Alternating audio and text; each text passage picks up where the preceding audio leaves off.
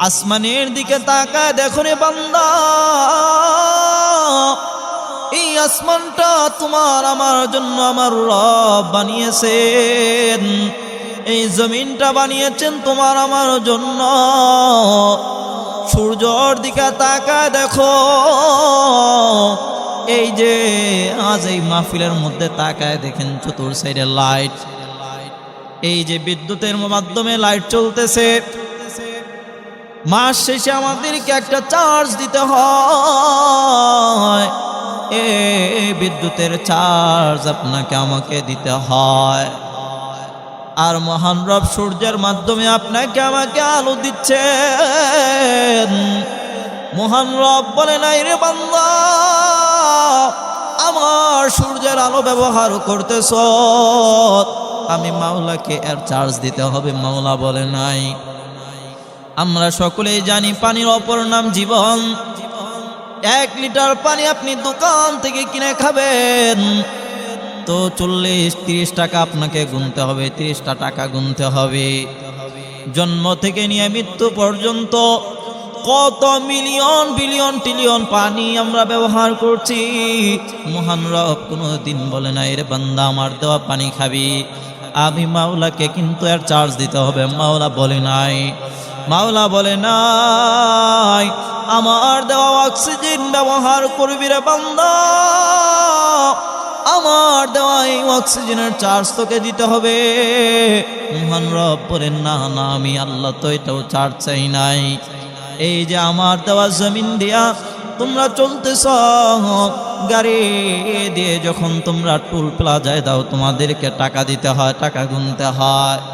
আমার জমিনে চলতেছ, আমি মাওলা তোর কাছ থেকে চার্জ চাই নাই, চলতেছ যা ইচ্ছা করতেছ।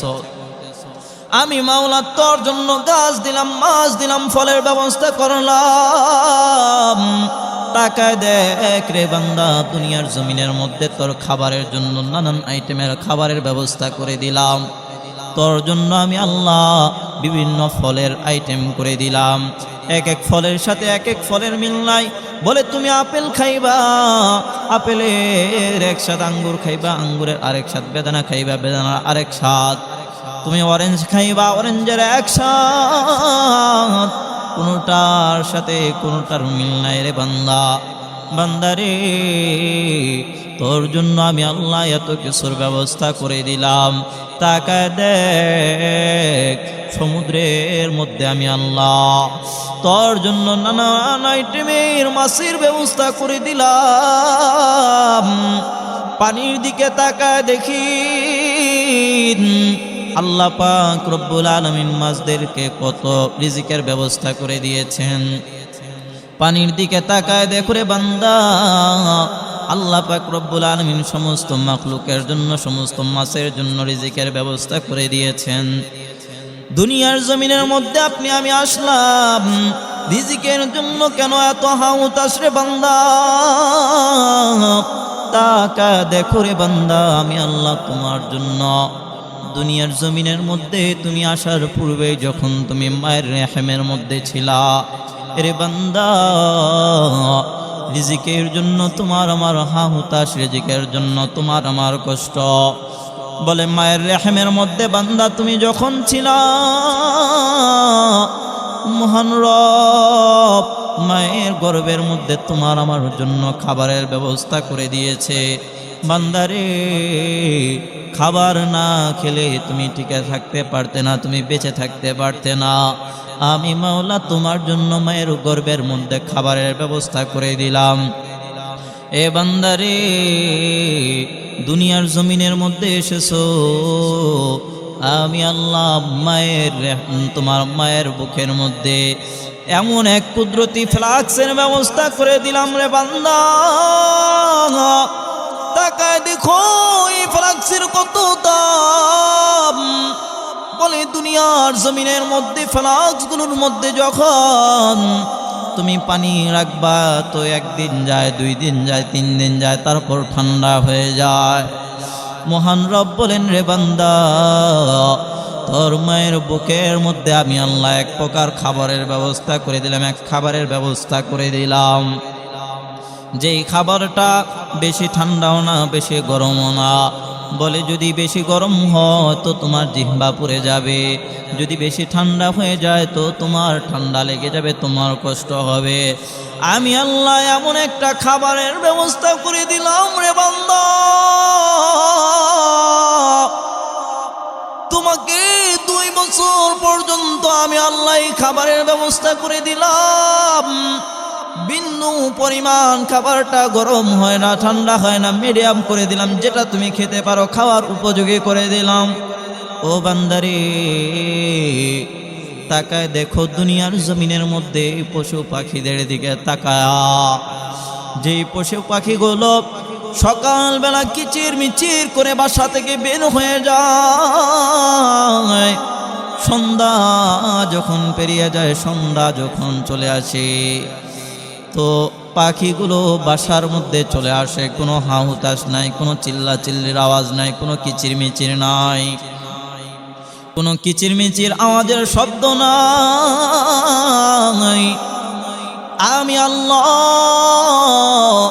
তাকে খালি পেটে বের করে দিলাম, বাসার মধ্যে ফিরিয়ে দিলাম, তো ভরা পেটে আমি আল্লাহ তাকে ফিরিয়ে দিলাম।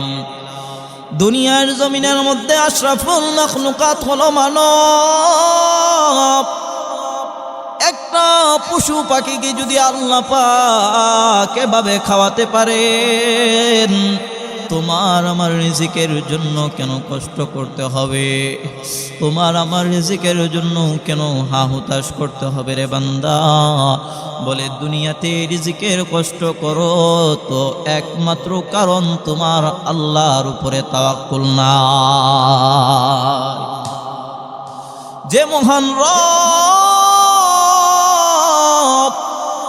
পশু পাখিকে খাওয়াতে পারেন, সে মহান রব কেন আশরাফুল মাখলুকাতকে খাওয়াবে না? ওয়ামা মিন দাব্বাতিন ফিল আরদি ইল্লা আলাল্লাহি রিজকুহা ওয়া ইয়ালামু মুস্তাকাররাহা ওয়া মুস্তাওদাআহা। প্রত্যেকের রিজিকের জিম্মাদার আমার আল্লাহ। যার যতটুকু রিজিকের প্রয়োজন তো মহান রব লিখে রেখেছেন। এরে বান্দারে, আমার আল্লাহর কাছে চাও, রিজিকের দরজা তোমার জন্য খুলে দিবেন। এ বান্দা তাকায় দেখ, আমার মাওলা তোমার জন্য দুনিয়াটাকে এত সুন্দর করে সাজিয়েছেন। তোর জন্যই আসমান, তোর জন্যই জমিন, তোর জন্যই বাতাস, তোর জন্যই আল্লাহর অক্সিজেন, তোর জন্যই পানি, তোর জন্য আল্লাহর সমস্ত কিছু।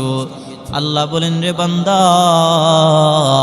দুনিয়ার সব কিছুকে বানাই দিলাম তোর গোলাম, আর তুই হলি আমি আল্লাহর গোলাম। আল্লাহকে চিনতে পারি, আল্লাহকে চিনতে পারি নাই, যার কারণে আমাদের এত অধঃপতন। মুসলমান ইমানদার আল্লাহর গোলাম, দুনিয়াতে আপনি আমি কেউ ছিলাম না, দুনিয়াতে আপনি আমি আসলাম। দুনিয়াতে আসার সিরিয়াল আছে, যাওয়ার কিন্তু কোনো সিরিয়াল নাই। ওই কবরের কথা তুমি আমি একটু যদি চিন্তা করি, দুনিয়াটা তোমার আমার কাছে কিছুই মনে হবে না। কিছুদিন আগে আমার এক ভক্ত মৃত্যুবরণ করেছেন। আমাকে এত মহাব্বত করতেন, আমাকে এত পরিমাণে ভালোবাসতেন। উনি যখন দুনিয়া থেকে বিদায় নিয়েছে, যখন আমি তার বাড়ির সবাইকে সান্ত্বনা দেই তো তাকায় দেখলাম তার কাপড়গুলো পরে আছে, তার ঘড়ি পরে আছে, তার হুন্ডা মোটর সাইকেল পরে আছে। মনে মনে ভাবতে লাগলাম, আহারে এত ভালোবাসতো, এত মোহাব্বত করতো, আজকে তার পরনের সমস্ত কাপড়গুলো ঘরের মধ্যে রয়ে গেছে, সমস্ত কাপড়গুলো ঘরের মধ্যে রয়ে গেছে, কিন্তু আমার ওই মহাব্বতের ভক্ত আর নাই। মনটাকে বুঝাইলাম, রে মন, দুনিয়াতে এসেছো, তুমিও একদিন চলে যেতে হবে। কার জন্যই দুনিয়া করে যায়? বলে দুনিয়ার আমার সম্পদ, আমার টাকা পয়সা সব কিছু আমার সন্তানরা ভোগ করবে। সাদা কাফনের প্যাকেট হয়ে অন্ধকার কবরের মধ্যে চলে যেতে হবে। এই যে তাকায় দেখেন, পাশেই তো কবরস্থান। আপনার আমার কত আত্মীয় স্বজন এখানের মধ্যে ঘুমায়। কোনোদিন ভাবি নাই আমাদেরকে ছেড়ে তারা অন্ধকার কবরের বাসিন্দা হয়ে যাবে। ঠিক তদ্রুপ তারা চলে গিয়েছে। আমাদের দুই চোখে মৃত ব্যক্তিরা আঙ্গুল দিয়ে দেখা দেয়, এই যে তাকায় দেখো, আমি তোমাদের মাঝ থেকে বিদায় নিয়ে চলে যাই। মনে রেখো, আমার পরের সিরিয়ালটা হলো তোমার। চলে যেতে হবে। তাকায় দেখো, দুনিয়ার কত বড় বড় ক্ষমতাধর। ফেরাউন কোথায়, হামান কোথায়, সাদ্দাত, আবু জাহেল, উতবা, সাইবা, নমরুদ কোথায়? নাই নাই। দুনিয়ার বড় বড় সম্পদশালীরা চলে গেছে, ক্ষমতাধরেরা চলে গেছে। মনে রেখো রে ভাই, তুমি আমিও থাকতে পারবো না, ডাক আসলে চলে যেতে হবে। মহান রব জানা দেন, কুল্লু নাফসিন যায়িকাতুল মাউত। প্রত্যেকটা প্রাণীকেই মৃত্যুর স্বাদ আস্বাদন করতে হবে। ঈসা আলাইহিস সালাতু ওয়াস সালাম, আল্লাহ পাক রব্বুল আলামিন ঈসা নবীকে একটা মুজিজা দিয়েছেন। ঈসা নবী মৃত মানুষকে জীবিত করতে পারতেন।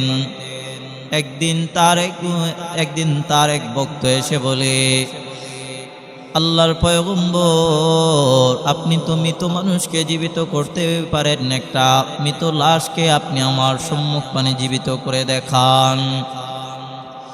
ঈসা নবী এক কবরের সামনে দাঁড়ায় গেলেন। নূহ নবীর সন্তান শামকে এবার জীবিত করলেন। টকবগে একজন যুবক মৃত্যুবরণ করেছিল। শামকে ডাক দিয়ে বলতে লাগলেন, ও শাম, তুমি যখন ইন্তেকাল করেছো তোমার চুল ও দাড়িগুলো সম্পূর্ণ কালো কুচকুচে ছিল। এখন তো আমি দেখতে পাচ্ছি তোমার চুল ও দাড়িগুলো পেকে গিয়েছে, কারণটা কি বলো? ঈসা নবী ডাক দিয়ে বললেন, আল্লাহর পয়গম্বর, আমার যখন আমাকে মৃত্যুর থাবা দেওয়া হয়েছে, এত ভয়ঙ্কর হয়েছে, আজরাইল যখন আমার রূপটাকে টান দিয়ে বের করছে, আজরাইলকে দেখা মাত্র ভয়ে ভীত সন্ত্রস্ত হয়ে গেলাম। আর ভয়টা এতই ভয়ঙ্কর ছিল, যেই ভয়ের কারণে আমার চুল ও দাড়িগুলো সম্পূর্ণ পেকে গিয়েছে। আল্লাহর পয়গম্বর ঈসা ডাক দিয়ে বললেন, আজ থেকে কত হাজার বছর পূর্বে তুমি ইন্তেকাল করেছো? বলে, আল্লাহর পয়গম্বর, আজ থেকে 4000 বছর পূর্বে আমি ইন্তেকাল করেছি। সেই ভয়টা এখনো পর্যন্ত আমার কাটে নাই। মौत को समझा है गाफिल इख्तिताम जिंदगी, दर हकीकत मौत है सुबह दवाम जिंदगी। মৃত্যুকে তুমি দূরে মনে করো না রে ভাই, না না, মৃত্যু তোমার অতি নিকটে। দুনিয়ার সব কিছু ছেড়ে সব কিছুকে ফেলে দিয়ে চলে যেতে হবে। এই জন্য আল্লাহ বলেন, রে বান্দা, বেশি বেশি মৃত্যু মুরাকাবা করো, মৃত্যুর স্মরণ করো। এ বান্দারে বালিশে মাথা লাগায় যখন ঘুমাও 2টা মিনিট একটু মৃত্যুর মুরাকাবা করো। এখন যদি আমার মৃত্যু হয়ে যায়, এখন যদি আমার মৃত্যু হয়ে যায়, আমার জন্য কিন্তু দুনিয়াটা থেমে থাকবে না। আমার জন্য দুনিয়া একদিনের জন্য, একটা সেকেন্ডের জন্য থেমে থাকবে না। একজনে যাবে মৃত্যুর খবর শুনে মাইকে এলান করার জন্য, একজন যাবে বাঁশ কাটার জন্য, কিছু মানুষ যাবে বাঁশ কাটার জন্য কাফনের কাপড় রেডি করার জন্য। ওই দোকানের মধ্যে বসে আছি, কাফনের কাপড় বিক্রি করার জন্য দোকানদার কাফনের কাপড় বিক্রি করার জন্য দোকানের মধ্যে বসে আছে। এরে বান্দারে, জনমের মতো শেষ গোসল করায়া তোমাকে কবরের মধ্যে রেখে আসবে। একটু চিন্তা করো, কবরের মধ্যে রাখার পর ধনীকেও 3টা প্রশ্ন করা হবে, গরিবকেও প্রশ্ন করা হবে 3টা। রবের পরিচয় দাও, ধর্মের পরিচয় দাও, তোমার নবীর পরিচয় দাও। 3টা পরিচয় দেওয়ার আগ পর্যন্ত কারো জন্য সামনের পথ সহজ হবে না, বরং কবরের মধ্যে ইমানদাররা যখন 3 প্রশ্নের জবাব হয়ে যাবে, আল্লাহ পাক সুসংবাদ দিয়ে দিবেন আমার এই বান্দার জন্য সুসংবাদ। এই বান্দার জন্য কবরের মধ্যে বিছানা করে দাও, জান্নাতি বিছানা। যেই বিছানা দেওয়া হবে, আরামের ঘুম দেওয়া হবে, তো মৃত্যুর কিয়ামতের আগ পর্যন্ত বান্দা আরামসে ঘুমাবে। নাফরমানদের জন্য হবে অত্যন্ত ভয়ঙ্কর। কোন দুনিয়ার পিছনে আপনি আমি ছুটি, যেই দুনিয়ার পিছনে আপনি আমি ছুটছি, যেই দুনিয়ার পিছনে আপনি আমি ছুটে চলছি, এই দুনিয়া আপনাকে আমাকে দিবে একমাত্র লাঞ্ছনার অপমাননা। হায় রে, এটার নাম কি জীবন? তাকায় দেখেন, যেই জীবনের কোনো গ্যারান্টি নাই, কোনো নিশ্চয়তা নাই। ডাক আসবে, সব কিছুকে ছেড়ে চলে যেতে হবে। আহারে, কত আপনজন, কত কাছের মানুষ, কত মহাব্বতের শ্রোতারা, কত ভক্তবৃন্দরা জড়িয়ে ধরে, কোনো কষ্ট আমার বরদাস্ত করতে পারে না। কিন্তু ওই কবরের মধ্যে মাঝে মধ্যে ভাবি, এই রে, এত ভক্তবৃন্দ, এত মুসল্লি, এত মুহিব্বিন, তারা কি আমার সাথে একটাও কবরের মধ্যে যাবে? সব কিছু ছেড়ে দাও, আপনাকে আমাকে চলে যেতে হবে। মাঝে মধ্যে ভাবি, কবরে তো আমার সাথে কেউ যাবে না। সামান্য একটু জানাজার মধ্যে লেট হলে দমকাদমকি শুরু করে দেই, ধমক দিতে থাকি, বিরক্ত হয়ে যায়। এর আর কোনো দাম আছে? প্রত্যেকটা মানুষকে লাশ হতে হবে। এখন আপনার আমার শব্দ, আপনার আমার নামটা হলো মানুষ। মৃত্যুর পর আপনার আমার নাম মানুষ থাকবে না, নামটা শেষ হয়ে যাবে লাশ। আপনার আমার নামের শেষে যুক্ত হয়ে যাবে লাশ। দুনিয়া নিয়ে আমরা কত স্বপ্ন দেখি, কত আশা করি, কত স্বপ্ন বুনি, কিছুই থাকবে না, সব ছেড়ে চলে যেতে হবে। মহান রব আমাদেরকে ইমানের সাথে যেন আমাদের আমরা যেন ইমানের সাথে মৃত্যুবরণ করতে পারি। মহান রব্বুল ইজ্জত ওয়াল জালাল আমাদেরকে যেন তৌফিক দান করে। সকলে আওয়াজ করে বলি আমিন। ওয়া আখির দাওয়ানা আলহামদুলিল্লাহি রাব্বিল আলামিন।